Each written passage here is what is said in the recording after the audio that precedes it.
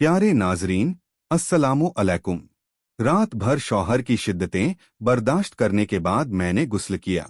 मेरे होंठों और गर्दन पर सरख निशान बन चुके थे, लेकिन शौहर तीसरी दफा फारिग होने के बाद भी कहने लगा, मेरे जज्बात अभी तक ठंडे नहीं हुए हैं। मैं सुबह तक तुम्हारे जिस्म से खेलना चाहता हूँ। यह कहकर उसने मेरे दोनों हाथ पकड़े और कहा, ज्यादा नखरे न दिखाओ। मेरे सामने तुम मेरी बीवी हो। मैं तुम्हें हर एक पर्दे से आजाद देखना चाहता हूं।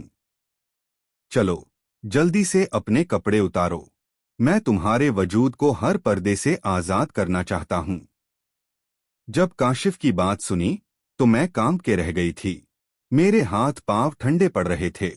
मैं तो पहले से ही शायद शर्म व हया का प्याला पीकर आई थी।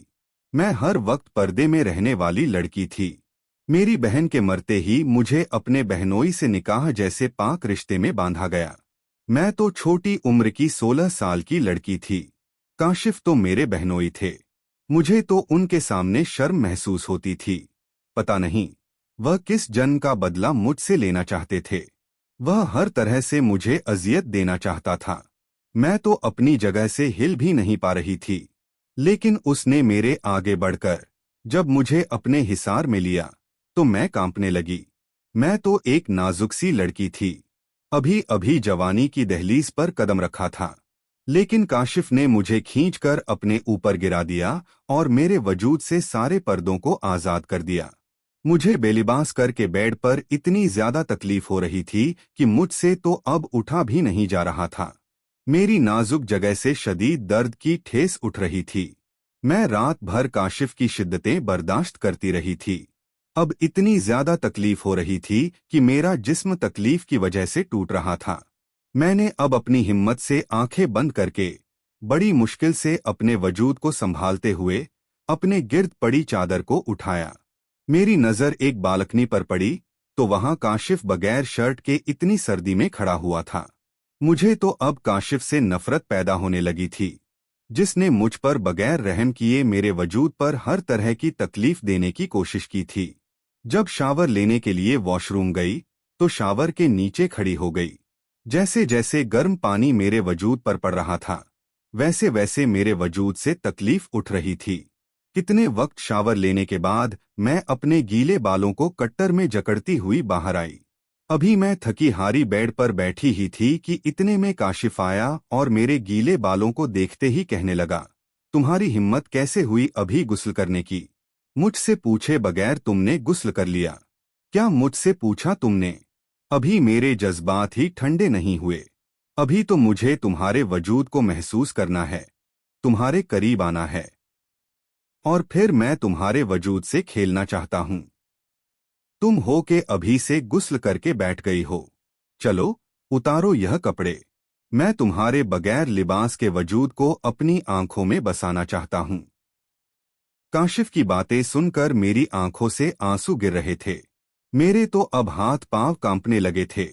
रात भर काशिफ की शिद्दतें ही एक बार फिर मेरी आंखों के सामने घूम गई थीं। और फिर काशिफ की इन बातों से मेरा दिल खौफ के मारे जोरों से धड़क रहा था। इतना कहकर काशिफ मेरे करीब आया और मेरे दुपट्टे को खींचकर दूर फेंक दिया। दुपट्टे को उतार कर फेंकते ही मैंने रोना शुरू कर दिया। कल रात से तुम्हारी शिद्दतों को बर्दाश्त कर रही हूं। मुझे अब बहुत दर्द हो रहा है। अब मैं फिर इस तकलीफ को बर्दाश्त नहीं कर पाऊंगी। अब मुझ में किसी भी तरह की हिम्मत नहीं है कि मैं फिर से तुम्हारी शिद्दतों को बर्दाश्त कर सकूं। रात भर तो तुमने मुझे एक सांस भी लेने नहीं दिया, और अब फिर से तुम्हारा दिल मचल रहा है मेरे वजूद से तस्कीन हासिल करने के लिए। देखिए काशिफ, मुझे बहुत तकलीफ हो रही है, और रात भर नह सोने की वजह से मेरा सर भी बहुत दुख रहा है। इसलिए मुझे आराम करने दें। मैं अब सोना चाहती हूँ। काशिफ ने तो रात भर इतनी जोर से मेरी गर्दन पर और मेरे होंठों पर काटा था, जहां पर अभी भी मुझे शदीद तकलीफ महसूस हो रही थी। तुम यहाँ तुम्हारी बहन के बदले में आई हो। तुम्हें चाहिए कि मुझे सुकून पहुंचाओ। अभी मेरा दिल नहीं भरा। अभी मेरे जज्बात ठंडे नहीं हुए हैं। अब मेरे जज्बात को ठंडा तुम नहीं करोगी तो और कौन करेगा? काशिफ सिगरेट को पांव के नीचे मसलता हुआ दोबारा मेरे ऊपर झुका था। वह इतना जुनूनी बन गया था कि बड़ी शिद्दत से उसने मेरे लबों को काटा कि अब की बार तो मेरे होंठों से खून बहने लग गया था। बमुश्किल मेरे गले से आवाज निकली थी। मैं दर्द से कराहने लगी थी। कुछ नहीं मेरी जान, इतना भी तड़पने की जरूरत नहीं। यह सब तो अब तुम्हें उम्र भर सहना ही है। अब इस सब की आदत डालो। मेरे सामने इतनी भी नाजुक बनने की कोशिश मत करो। मुझे नाजुक लड़कियां बिल्कुल भी पसंद नहीं हैं। तुम्हारा इस तरह से तड़पना मुझे बिल्कुल भी पसंद नहीं है। मैं तो चाहता हूं कि बल्कि तुम भी मेरा भरपूर साथ दो। मैं जब भी तुम्हारे करीब आऊं तो तुम मेरे लिए पागल हो जाओ, और जब मैं तुम्हारे वजूद को छूता हूं तो तुम भी पागलपन दिखाओ। खुद को अपना आप मेरे करीब करने की कोशिश करो। मैं तो उसकी अजियत ही सहकर थक चुकी थी। वह हर तरह से मुझे अजियत और तकलीफ देना चाहता था, क्योंकि वह मुझसे मेरी बड़ी बहन का बदला लेना चाहता था। लेकिन अब वह दोबारा मेरे वजूद पर झुका तो पहले से भी ज्यादा उसके लम्स में शिद्दत थी। अब की बार मुझे बर्दाश्त बिल्कुल भी नहीं हो रहा था। जैसे जैसे रात गुजर रही थी, उसकी शिद्दत रात के इस अंधेरे में बढ़ गई थी। अब फजर का वक्त भी गुजर चुका था। हल्की हल्की रोशनी भी खिड़की से आ रही थी, लेकिन उसकी हवस इतनी बढ़ गई थी कि वह मुझसे दूर होने का नाम भी नहीं ले रहा था। मेरी आंखों से आंसू निकलकर तकिए में जज्ब हो रहे थे। यह तकलीफ बर्दाश्त नहीं हो रही थी। मेरा पूरा वजूद लरज रहा था। मैं दिल ही दिल में सोचने लगी कि काश मेरी बहन न मरती और उसके बदले में काशिफ की बीवी बनकर यहाँ पर न आती और उसके पागलपन की शिद्दत मुझे बर्दाश्त न करनी पड़ती। सबको तो मालूम था कि काशिफ किस कदर शिद्दत पसंद है, लेकिन फिर भी मेरे माँ बाप ने मुझे उसकी अजियतें बर्दाश्त करने के लिए उसके साथ मेरा निकाह कर दिया। मुझे बिल्कुल भी अंदाजा नहीं था कि मुझे शादी की पहली ही रात उसकी अजियतें और तकलीफ का सामना करना पड़ेगा। अब सुबह के 6 बज रहे थे और कमरे में हल्की रोशनी फैल गई थी। जब काशिफ के जज्बात थोड़े ठंडे हुए तो काशिफ ने मुझे खुद से दूर किया और कहने लगा, अब तुम्हें इजाजत देता हूं, जाकर गुस्ल कर लो। लेकिन आइंदा मेरी इजाजत के बगैर तुम गुस्ल नहीं करोगी। यह कहकर वह सोने के लिए लेट गया। मुझे तो हिलने की भी हिम्मत नहीं थी। मेरे अंग अंग से दर्द उठ रहा था। मेरी तकलीफ मजीद बढ़ चुकी थी। अब मुझे तो गुस्ल करने की भी ताकत नहीं थी। मेरा पूरा वजूद तकलीफ के मारे लरज रहा था। आंखों में आंसू लिए लड़खड़ाते कदमों के साथ गुस्ल करके वापस आई और थोड़ा सा आराम करने के लिए दूसरी तरफ आकर सोने के लिए लेटी ही थी कि काशिफ फिर से मेरे करीब आया। मुझे तो मन ही नहीं हो रहा तुमसे दूर होने का।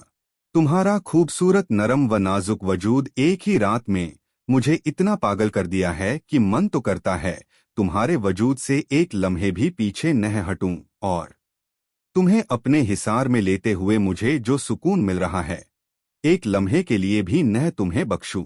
वह गहरी नींद में रहते हुए भी इस तरह की बातें कर रहा था। उसने तो मुझे शादी की पहली रात ही इतनी अजियतें और तकलीफ पहुंचाई थी। अभी तो बस शुरुआत हुई थी, लेकिन मुझे पता नहीं इस जबरन बनाए गए रिश्ते में मुझे फिर से कितनी अजियतें और शिद्दतें बर्दाश्त करनी पड़ेंगी। मुझे तो इतनी तकलीफ हो रही थी कि 1 मिनट के लिए भी नहीं सो पाई थी। करीबन 10 बज चुके थे और इतने में शावर लेकर कमरे से बाहर आई थी और सीधा किचन की तरफ गई तो मेरी सास किचन में खड़ी नाश्ता बना रही थी, और जैसे ही उसकी नजर मुझ पर पड़ी तो वह मुस्कुराते हुए कहने लगी, आओ बेटा, मैं कब से तुम्हारा इंतजार कर रही थी। काशिफ कहाँ है? अभी तक नहीं जागा क्या? मैंने नफी में सर हिला दिया। फिर मैं खामोश हो गई। अच्छा, चलो तुम नाश्ता कर लो, मैं काशिफ को जगा देती हूँ। नहीं बेगम सफिया, आप रहने दें। मैं खुद नाश्ता कमरे में ले जाऊंगी और वहीं पर साथ में बैठकर नाश्ता कर लूंगी। जब मैं यह कह रही थी तो बेगम सफिया की नजरें मेरे दुपट्टे से मेरी गर्दन पर जा रही थीं, जहां पर न जाने कितने काटने के निशान बने हुए थे। उन निशानों को देखकर बेगम सफिया का दिल धड़क गया था। काशिफ की दरिंदगी साफ साफ मेरी गर्दन पर बने उन निशानों से नजर आ रही थी। बेगम सफिया अफसोस भरी निगाहों से मुझे देख रही थी। शायद वह दिल ही दिल में सोच रही थी कि वह कम से कम मुझ पर तो रहम करें। बेगम सफिया ने बहुत ही मोहब्बत से मुझे कुर्सी पर बिठाया और कहने लगी, नादिया बेटा, मेरी बात सुनो। वह मेरे चेहरे को हाथ में लेकर और अपनी आंखों में आंसू भरती हुई कहने लगी, देखो बेटा, तुम्हें सब्र करना होगा। तुम तो सब कुछ जानती हो कि काशिफ पहले से ही कितना जुनूनी है।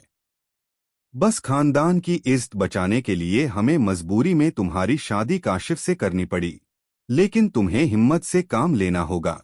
तुम अपनी मोहब्बत से ही काशिफ का दिल जीतना होगा, क्योंकि तुम्हारी बहन ने जो किया था उसके बाद से तो उसे औरत जात से नफरत है। लेकिन देखना, वक्त के साथ साथ सब कुछ बदल जाएगा और तुम्हारे साथ मोहब्बत से पेश आने लगेगा। बस तुम्हें थोड़ी सी हिम्मत करनी चाहिए, फिर देखना तुम्हारी जिंदगी संवर जाएगी। बस तुम्हें चाहिए कि उसकी हरकतों का सब्र करना होगा। बेगम सफिया मेरे दुपट्टे को सेट करते हुए मेरी गर्दन के निशान को छिपाने की कोशिश कर रही थी, ताकि काशिफ की दरिंदगी किसी के सामने न आए। एक लम्हे के लिए मेरी आंखों में आंसू भर गए थे। मेरा दिल दुख से भर गया था। मैं बेगम सफिया के गले लगकर बहुत शिद्दत से रोने लगी थी।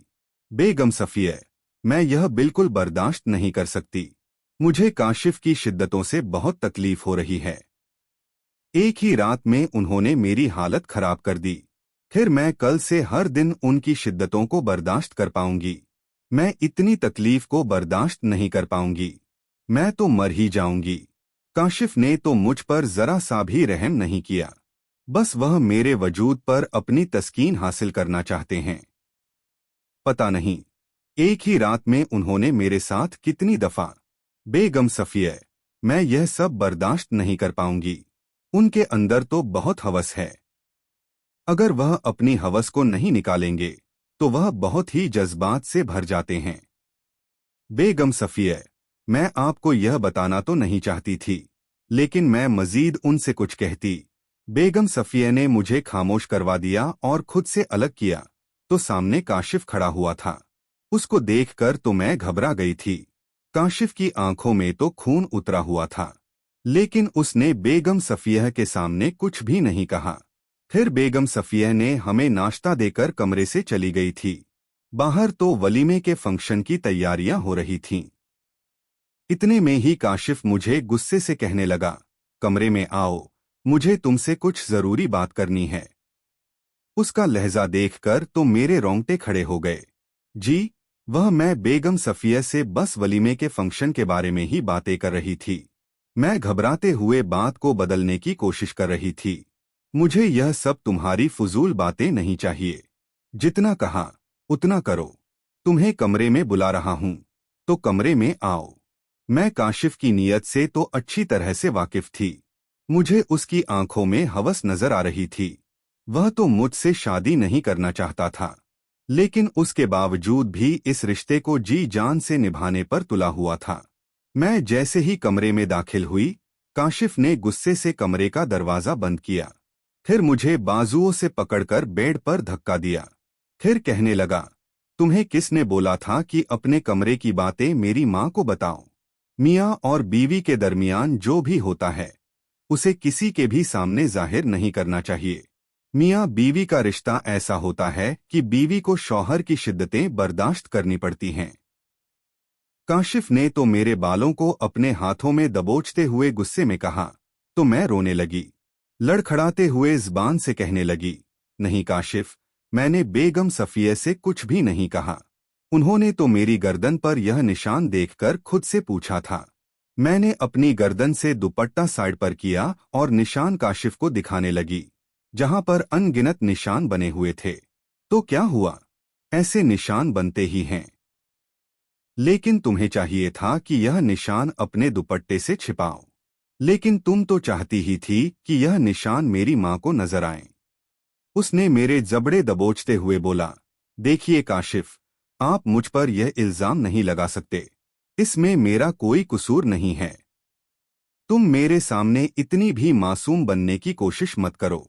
मैं अच्छी तरह से जानता हूं ये शरीफ और नजर आने वाली लड़कियां किस कदर चालाक होती हैं। मुझे बेवकूफ बनाने की कोशिश मत करो।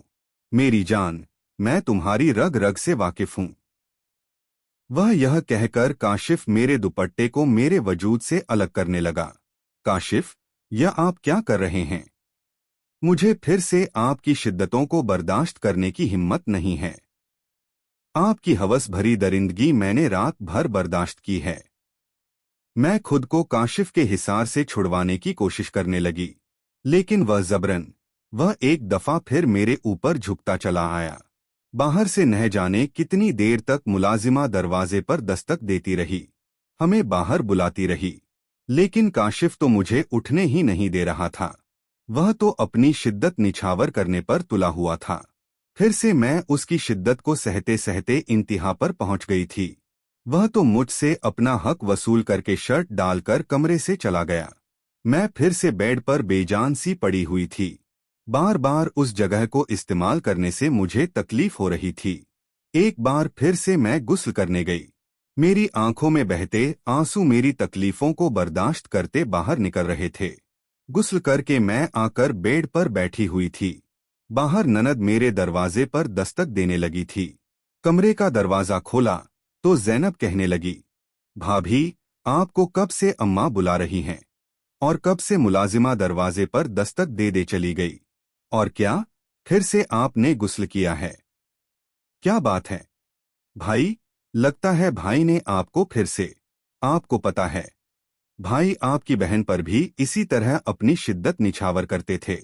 ऐसा एक दिन नहीं हुआ जब भाई ने आपकी बहन यानी भाई की पहली बीवी से अपना हक वसूल किया न हो। रात रात भर आपकी बहन की चीखें इस कमरे से बाहर निकलकर घर में गूंजती थीं। आप यकीन करें, इस तरह से भाई आपकी बहन से पेश आते थे। अब मुझे तो आपको देखकर ऐसा लग रहा है कि आपका भी अब यही हाल होने वाला है। लेकिन आपको हिम्मत करनी होगी। ज़ैनब की बातें सुनकर मुझे घबराहट महसूस हो रही थी। भाई तो कभी कभी आपकी बहन पर हाथ भी उठाते थे। आपको सब्र करना होगा। भाई ने तो आपकी बहन पर भी रहम नहीं किया और वह बिल्कुल वैसे ही रवैया आपके साथ अपनाएगा। बिल्कुल भी आप पर रहम नहीं करेगा। जो आपकी बहन ने भाई के साथ धोखा दिया, उसका बदला वह आपसे जरूर लेगा। लेकिन मुझे आप पर तरस आता है, क्योंकि आप हमारी खाला की बेटी हो। लेकिन आपकी बड़ी बहन ने जो मेरे भाई के साथ किया, वह आपसे बदला लेकर ही रहेगा। ज़ैनब तो मुझे धमकाने की कोशिश कर रही थी और मुझे भरपूर डराने की कोशिश कर रही थी। मगर इसमें मेरी क्या गलती थी? जो मेरी बहन ने किया, उसमें मेरा क्या कसूर था? अच्छा, आप मुझे ये बताएं, क्या सच में आपकी बहन के ताल्लुकात गैर मर्दों के साथ थे, जिसकी वजह से वह मेरे भाई के साथ शादी नहीं करना चाहती थी? लेकिन वाकई आपकी बड़ी बहन बहुत खूबसूरत थी, और इसी खूबसूरती को देखकर मेरा भाई आपकी बड़ी बहन पर फिदा हो गया था। लेकिन आपकी बहन तो बहुत ही आगे निकल चुकी थी। वह गैर मर्दों से शादी के बाद भी मिला करती थी, और एक दिन तो वह गैर मर्द के साथ रंगे हाथों पकड़ी गई। मेरी बहन ऐसी नहीं थी। मैं चीखती हुई बोली। ज़ैनब की बातें मुझे तकलीफ देने की कोशिश कर रही थी। मैं रोती हुई बोली, मेरी बहन ऐसी बिल्कुल भी नहीं थी। वह पाक सिफत लड़की थी। उसके किरदार पर उंगली उठाना बंद कर दो। वह बिल्कुल भी ऐसी नहीं थी। वह तो एक इज़्ज़तदार, पाक पर्दे में रहने वाली लड़की थी। वह तो तुम्हारे भाई ने उसे फजूल का बदनाम करके रख दिया है। यह सब झूठी अफवाहें हैं मेरी बहन के बारे में। ज़ैनब के मुंह से इस तरह की बातें सुनकर मुझे बहुत तकलीफ हो रही थी। इतने में ज़ैनब वहां से चली गई और पार्लर वाली मुझे तैयार करने के लिए आ गई थी। मैं बार बार जिद करने लगी कि मैं खुद से ही तैयार हो जाऊंगी, क्योंकि गर्दन पर जो निशान थे, मैं वह किसी को भी नहीं दिखाना चाहती थी। मैं अपने सर से दुपट्टा भी नहीं हटा रही थी। ऐसी में मेरी हालत बेगम सफिया समझ चुकी थी। फिर बेगम सफिया मुझे प्यार से कहने लगी, देखो नादिया बेटा, तुम्हें डरने की या शर्माने की कोई जरूरत नहीं है। कमरे में बस पार्लर वाली होती है, जो तुम्हें तैयार करेगी, और कोई भी इस कमरे में मौजूद नहीं होगा। शाम को वलीमा है और तुम काशिफ खानजादा की बीवी हो। जल्दी से तैयार हो जाओ। जिद मत करो। इतना कहकर वह कमरे से बाहर चली गई थी।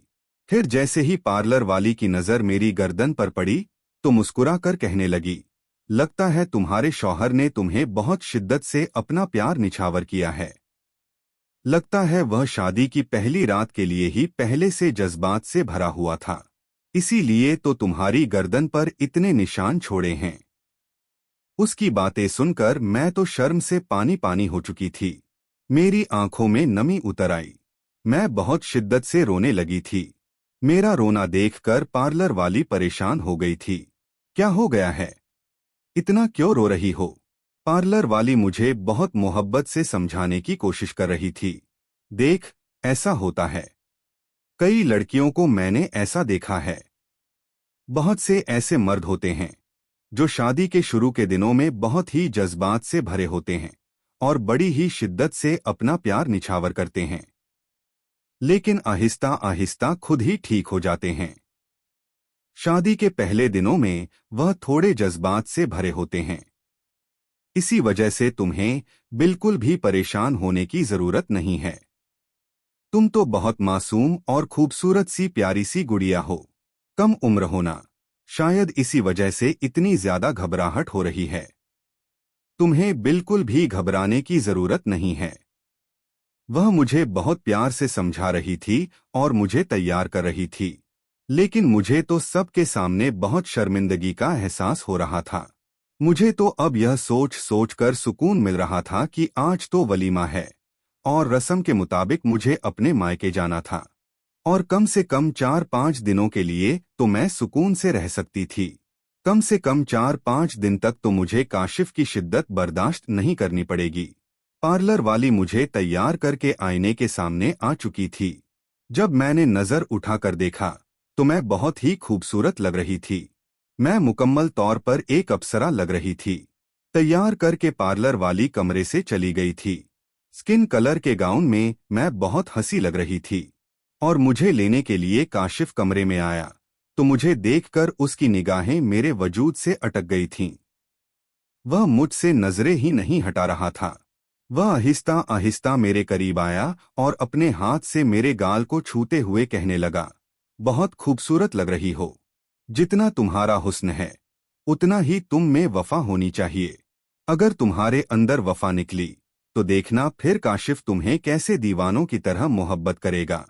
बस अपनी बहन की तरह धोखाबाज न निकलना। फिर देखना मैं तुमसे कितनी मोहब्बत करता हूँ। तुम्हें पागलों की तरह चाहूंगा। तुम्हें काशिफ खानजादा की बीवी का रुतबा मिलेगा। हर कोई तुम्हें इज्जत की निगाह से देखेगा। मुझसे वफा करती रहो। तुम्हें इतनी इज्जत मिलेगी कि तुम सोच भी नहीं सकती। वह मेरे और करीब आता गया। मैं पीछे कदमों से दीवार के साथ लग गई। मेरी निगाहें अपने आप नीचे हो गईं। अपनी नजरें उठाकर मेरी तरफ देखो। मैंने कभी सोचा नहीं था पहली बीवी की बहन, जो कि सादा से पर्दे में रहने वाली लड़की, मुझे इस कदर खूबसूरत लगने लग जाएगी। लेकिन मुझे तुम्हारी बहन के धोखे का बदला चाहिए। जब तक मेरा बदला पूरा न हो जाता तब तक तुम्हें मेरी जिंदगी अजियतें और शिद्दतें बर्दाश्त करनी पड़ेंगी। जब तक तुम्हारी बहन का बदला तुमसे न ले लूं, मुझे चैन नहीं मिलेगा। यह कहकर वह मेरी कमर पर हाथ रखकर खींचकर मुझे अपने साथ लगा चका था। उसने इस तरह मुझे खींचकर अपने वजूद से लगाया तो मैं कांपने लगी थी। उसके लम्स को महसूस करके मेरे जिस्म में करंट सा दौड़ गया था। कल रात वाली शिद्दतें फिर से मेरी आंखों के सामने घूम गई थीं। कल रात ही उसकी शिद्दतों को सहकर मुझे पहले से ही मेरा जिस्म दर्द कर रहा था। रात भर जागने की वजह से भी मेरे सारे जिस्म में दर्द हो रहा था। सर भारी सा हो रहा था। अब मेरे करीब खड़ा हुआ था जब दरवाजे पर दस्तक हुई। प्लीज आप लोग बाहर आ जाओ, बाद में रोमांस कर लीजिएगा। काशिफ की एक कजन कमरे में दाखिल होते हुए बोली और जो कि काशिफ को सख्त नापसंद गुजरी। गुस्से वाली निगाहों से उस लड़की की तरफ देखा तो वह कमरे से बाहर चली गई। काशिफ मेरा बाजू पकड़ते हुए बाहर लेकर आया। वलीमे का फंक्शन लॉन में ही रखा गया था। मेरे हाथ को अपने हाथ की गिरफ्त में लेता हुआ लॉन की तरफ देख रहा था। वलीमे का फंक्शन वहां पर ही था। जैसे हम दोनों वहां पर आए तो सब लोग हमें देखकर चांद सूरज की जोड़ी कह रहे थे। ऐसा लग रहा था जैसे हम दोनों को एक दूसरे के लिए बनाया गया हो। उम्रों के फर्क के बावजूद हम दोनों बहुत हंसी लग रहे थे। लेकिन काशिफ की आंखों में दुनिया जहां की संजीदगी छाई हुई थी। मेरी माँ ने मुझे मुस्कुराते हुए गले लगाया और मेरी पेशानी पर बोसा दिया, लेकिन मैंने खास तवज्जो नहीं दी। मेरे अबूजान ने भी आकर मोहब्बत से मेरे सर पर हाथ रखा। जब मेरी बहन का इंतकाल हुआ था, तब मेरे बाबा ने अपनी बेटी के आखिरी दीदार से भी इनकार किया था। तब मुझे लगा था जैसे सब कुछ खत्म हो चुका है। जब मेरी प्यारी बहन का इंतकाल हुआ तो उसके जिस्म पर काशिफ की दरिंदगी के निशान पड़े हुए थे, लेकिन मेरे माँ बाप ने उन निशानों को नजरअंदाज कर दिया और मेरी बहन को बदकिरदार कहने लगे। और उसके इंतकाल के बाद भी बेगम सफिया ने जानबूझकर मेरा रिश्ता काशिफ से तय कर दिया, और यूं मैं काशिफ खानजादा की बीवी बनकर यहाँ आ गई। फंक्शन के बाद मेरी माँ कहने लगी मेरी खाला को, तुम्हें तो पता है कि हमारे यहाँ रस्म होती है, तो कल आप लोग लेने आ जाना। आज हम लोग अपनी बेटी को वापस लेकर जा रहे हैं। यह सुनकर काशिफ के पेश आने पर गुस्सा नामदार हुआ। क्या मतलब है बेगम सफिया? यह रस्म बहुत पुरानी हो चुकी है। दुनिया कहां से कहां पहुंच गई है और अभी तक आप लोग अपनी फजूल रस्मों से बाहर नहीं निकले। वह जिस तरह बदतमीजी से बोला, यह बात मेरे बाबा ने भी नोट की और मुझे भी बिल्कुल अच्छा नहीं लगा। यूं उनकी मम्मा के साथ बदतमीजी से पेश आना। इससे पहले कि वह मजीद कुछ कहती, बेगम सफिया कहने लगी, शायद काशिफ अभी नहीं भेजना चाहता, तो इस वजह से मैं नादिया को आप लोगों के साथ नहीं भेज सकती। बेगम सफिया जानती थी कि अगर काशिफ खान ज्यादा किसी चीज से इनकार कर दे तो उसके साथ उसी चीज की जिद लगाई जाए तो वह किस कदर बदतमीजी से पेश आता है। और बेगम सफिया ऐसी कोई बदतमीजी चाहती नहीं थी। ठीक है, कोई बात नहीं, मेरी माँ ने भी मुस्कुराते हुए कहा। उनकी मुस्कुराहट में जो दर्द और तकलीफ थी वह मैंने अच्छी तरह महसूस किया था, लेकिन मुझे अफसोस था।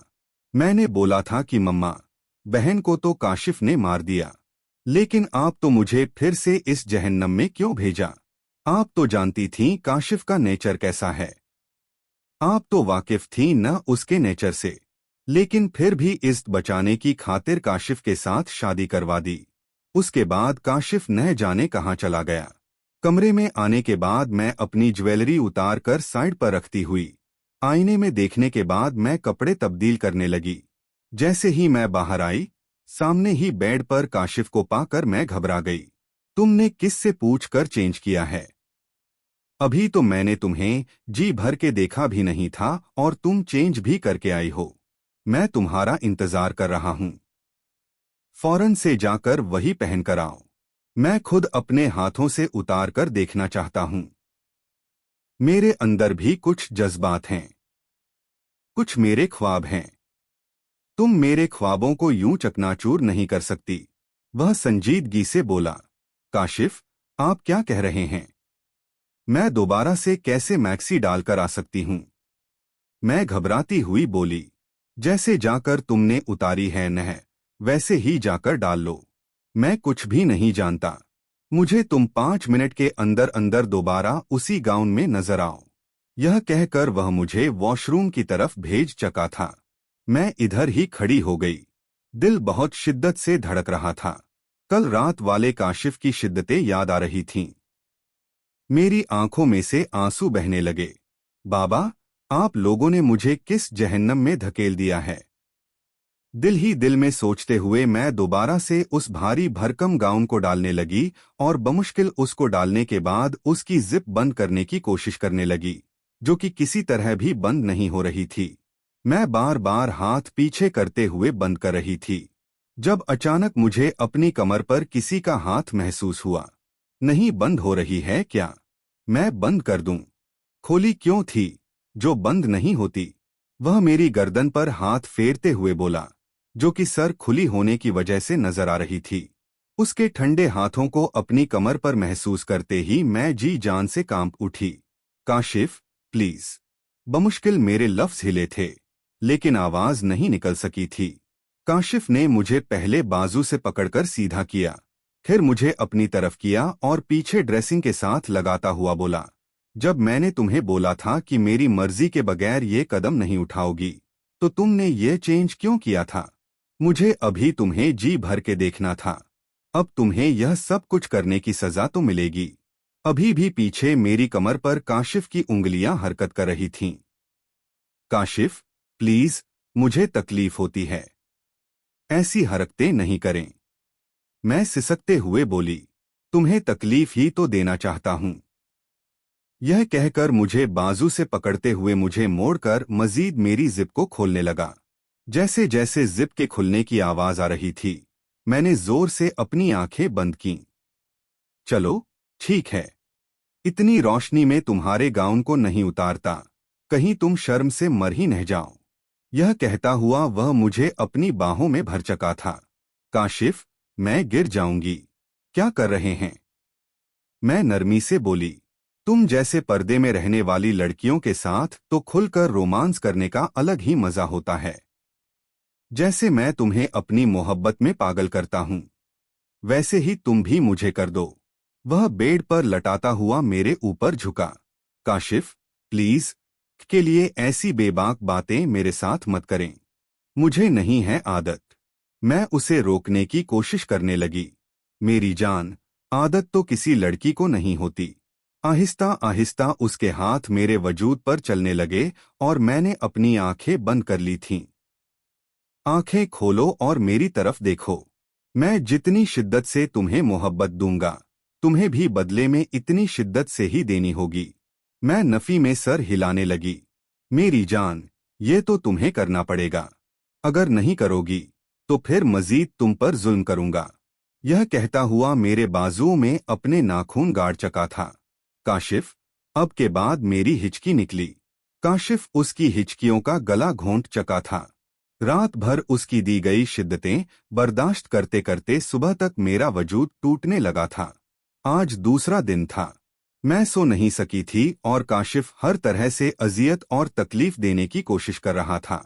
आज से करीबन 1 साल पहले काशिफ ने अपनी बीवी, यानी कि मेरी बहन, को बदकिरदारी का इल्जाम लगाकर तलाक दे दी थी, क्योंकि उसे यही लगता था कि वह उसके साथ खुश नहीं है, बल्कि गैर मर्दों के साथ उसके ताल्लुकात थे। लेकिन बिल्कुल भी मेरी बहन बदकिरदार नहीं थी, और वह भी हद दर्जा की मासूम लड़की थी।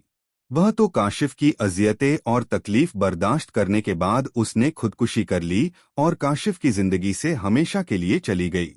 और फिर उसी दिन बेगम सफिया ने अपने बेटे की दरिंदगी को छिपाने की खातिर मुझसे उसका निकाह तय कर दिया, क्योंकि इसमें काशिफ की इज्जत का सवाल था।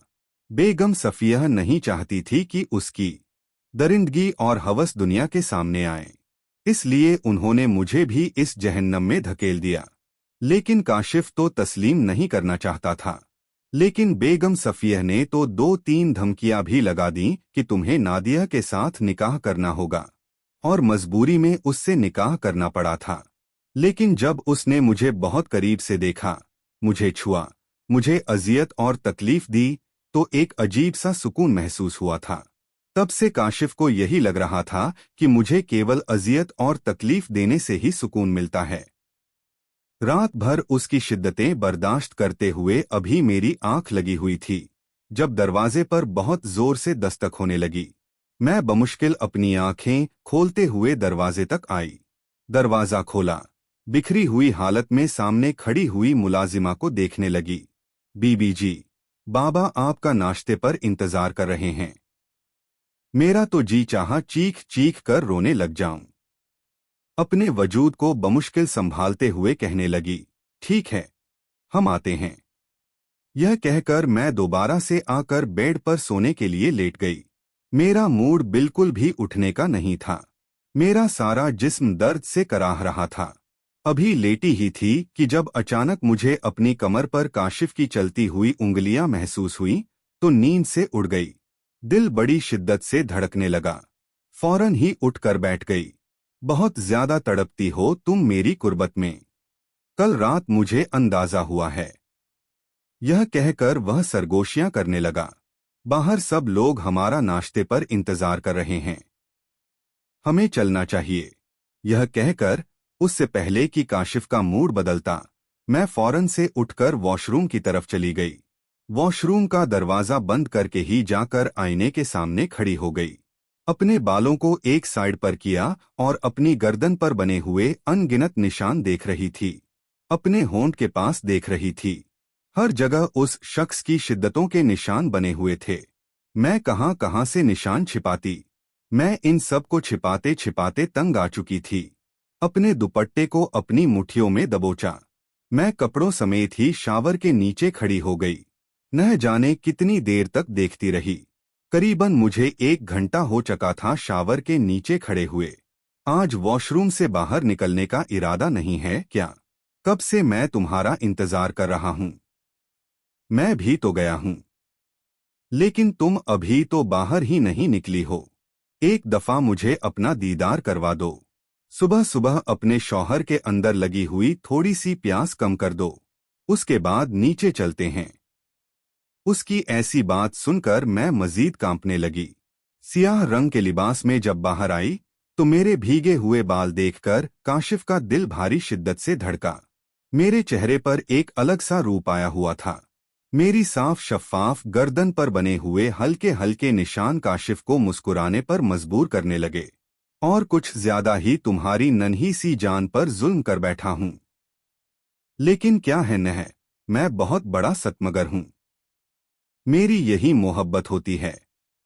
अगर तुम इसे मोहब्बत नहीं समझती, जुल्म समझती हो, तो तुम्हें नहीं मालूम न जाने कितनी लड़कियां हैं जो इस मोहब्बत को तरस रही हैं जो काशिफ तुमसे करता है।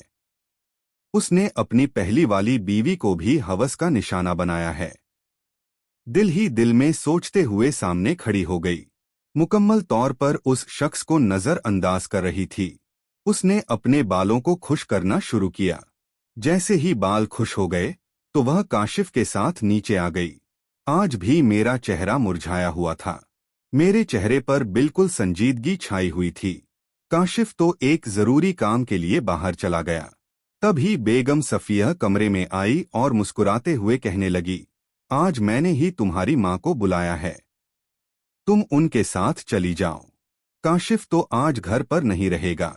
जरूरी काम से वह बाहर जा रहा है, इसलिए उसकी गैर मौजूदगी में ही अपनी माँ के साथ घर चली जाना और काशिफ के आने से पहले पहले आ जाना। बेगम सफिया की यह बात सुनते ही मैं बहुत खुश हो गई। कम से कम मुझे एक रात के लिए तो सुकून मिलेगा और एक दिन तो भरपूर आराम करूंगी। और इतना ही मेरी माँ मुझे लेने के लिए आ गई। अब मुझे डर भी महसूस हो रहा था, क्योंकि मैंने काशिफ से बगैर पूछे बेगम सफिया की बात पर अपने मायके चली आई थी। जैसे ही मेरे बाबा ने मुझे देखा तो उनका चेहरा मुरझा गया। वह मुझे देखते ही संजीदा हो गए थे। वह मेरे चेहरे को देखकर पहचान गए थे कि मैं कितनी रातों से सोई नहीं थी। मेरी आंखों के नीचे हल्के सियाह हल्के बने हुए थे, लेकिन वह देखकर भी खामोश हो गए थे। कुछ भी नहीं कहा था। मैं अपनी माँ से कहने लगी, माँ, मुझे आपसे बात करनी है। यह कहकर मैं माँ के साथ कमरे में चली गई। माँ, मैं काशिफ के साथ नहीं रह सकती। माँ, आप नहीं जानती वह कितना बड़ा जालिम है। वह हवस भरा दरिंदा है। आपको भी उसने अपनी हवस भरी दरिंदगी से ही मारा है। रोज वह उस पर जुल्म करता था, मारता पीटता था और अपनी हवस मिटाने के लिए बेइंतहा उन पर तशद्दुद करता था। माँ, मैं उसके साथ रहकर अपनी जिंदगी बर्बाद नहीं करना चाहती। मैंने अपने गले का दुपट्टा हटाकर अपनी गर्दन पर बने दरिंदगी के निशानों को माँ को दिखाया। माँ, मैं मजीद तकलीफ बर्दाश्त नहीं कर सकती। माँ, इन 2 दिनों में ही उसने मेरी हालत खराब कर दी है। उसने मेरे साथ एक ही रात में कई दफा सुबह तक। माँ, अब एक दिन भी मैं उसके साथ रहना तो मैं मर जाऊंगी। सिसकते हुए बोली, देखो बेटा, मैं मानती हूँ वह ऐसा जालिम है और तुम पर तशद्दुद करता है, लेकिन खानदान की इज्जत का सवाल है। तुम्हारी बहन के जो किरदार पर उंगली उठाई है, उसकी खातिर कोई भी तुमसे शादी करने के लिए राजी न होता। वह तो ऐसा था जो तुम्हें अपनाया है। वरना तुम्हारी बड़ी बहन की वजह से तुम्हारी भी जिंदगी बर्बाद हो जाती और तुम कल से अपने शौहर की बुराई कर रही हो। अल्लाह ने मना किया है कि बीवी और शौहर की बातें किसी के सामने भी नहीं करनी चाहिए। यह तुम्हें अजियत और यह सब कुछ बर्दाश्त करना होगा। माँ, मैं एक पल के लिए भी काशिफ के साथ जिंदगी नहीं गुजार सकती। मैं उससे खुल ले लूंगी और अब कभी भी उसके घर नहीं जाऊंगी। यह सब बातें मेरे बाबा कमरे के बाहर खड़े होकर सुन रहे थे। उन्होंने आकर मेरे गाल पर खींचकर तमाचा दे मारा। मैं सिसक के रह गई थी। क्या मैंने तुम्हें यही सिखाया है कि अपने शौहर से ऐसा करो? तुम्हारी बड़ी बहन ने न जाने क्या गुल खिलाए थे कि आधी जवानी में ही चल बसी, और अब तुम होकर अपने शौहर से खुल लेना चाहती हो। तुम्हारी हिम्मत कैसे हुई ऐसी सोचने की भी? खबरदार, ऐसी घटिया बात अपनी ज़बान पर लाने की कोशिश भी की तो रात रुको। कल तुम वापस अपने शौहर के घर चली जाओगी, और अगर आइंदा तुमने ऐसी बात करने की कोशिश की तो हमारा भरा हुआ मुंह देखोगी। मेरी माँ बेबस होकर खामोश खड़ी थी। उनकी हिम्मत नहीं थी बाबा के सामने कुछ भी कहने की।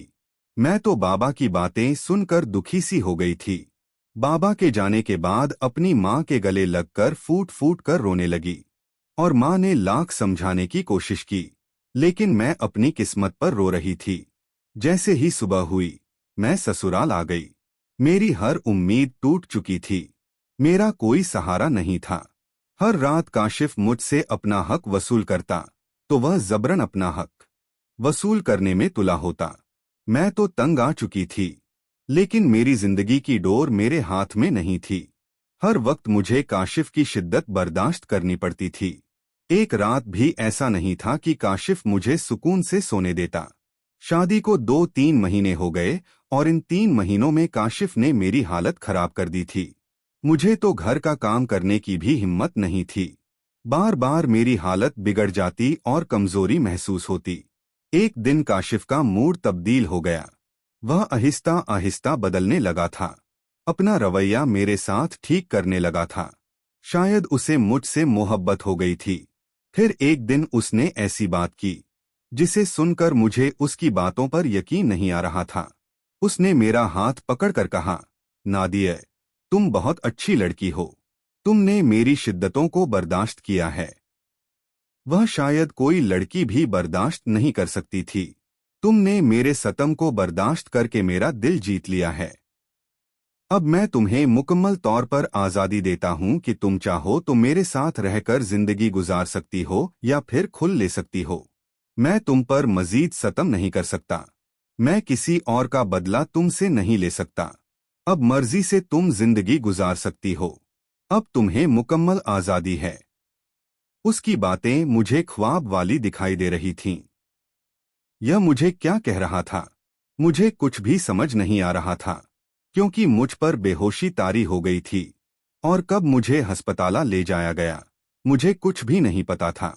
जब होश आया तो मैं अस्पताल के बेड पर थी और सामने काशिफ और डॉक्टर और बेगम सफिया खड़े थे। काशिफ और बेगम सफिया के चेहरे पर खुशी के आसार दिखाई दे रहे थे। और जैसे ही मुझे होश आया तो डॉक्टर ने मुझे खुशखबरी सुनाई कि मैं मां बनने वाली थी। यह बात सुनकर मुझे खुशी तो हुई थी, लेकिन फिर अगले ही लम्हे मुझे दुख सा हुआ था। फिर मेरा मुरझाया हुआ चेहरा देखकर काशिफ ने कहा, तुम्हें अब घबराने की या डरने की कोई जरूरत नहीं है। तुम मेरे बच्चे को जन्म देने वाली हो, इसलिए तुम्हें हर तरह से हिफाजत मिलेगी। अब तुम्हें किसी भी बात से परेशान होने की जरूरत नहीं है। मैं तुम्हारे करीब भी नहीं आऊंगा। इतना कहकर काशिफ चला गया। और यूं बेगम सफिया मुझे समझाने लगी। मेरी पेशानी पर बोसा दिया और कहने लगी, चलो घर चलते हैं और खुशखबरी सारे लोगों को सुनाते हैं। मैंने कहा था न तुम्हें, वक्त के साथ साथ काशिफ बिल्कुल ठीक हो जाएगा। अब तुम्हें इन सब बातों से परेशान होने की जरूरत नहीं है। अब तुम्हें हिफाजत से रहना होगा। लेकिन मैं दिल ही दिल में सोचने लगी, काशिफ का रवैया एकदम से मेरे साथ बदल गया था। जो भी था, अल्लाह ने मेरे साथ अच्छा किया था। और मैं पूरे 9 महीने में हिफाजत से रही। और 9 महीने बाद मैंने एक चांद से बेटे को जन्म दिया। काशिफ अपने बेटे को देखकर बहुत खुश हो गया और मेरे साथ अच्छा सलूक करने लगा। और अब मेरी जिंदगी खुशियों से संवर गई थी। अब काशिफ मेरी मर्जी के बगैर मेरे करीब भी नहीं आते थे। वह मुकम्मल तौर पर बदल चुके थे। अब मैं उनसे बहुत खुश हूँ। आज की वीडियो कहानी आपको कैसी लगी? कमेंट करके जरूर बताइएगा और वीडियो अच्छी लगी हो तो लाइक, शेयर जरूर कीजिएगा। मेरे चैनल को सब्सक्राइब करें।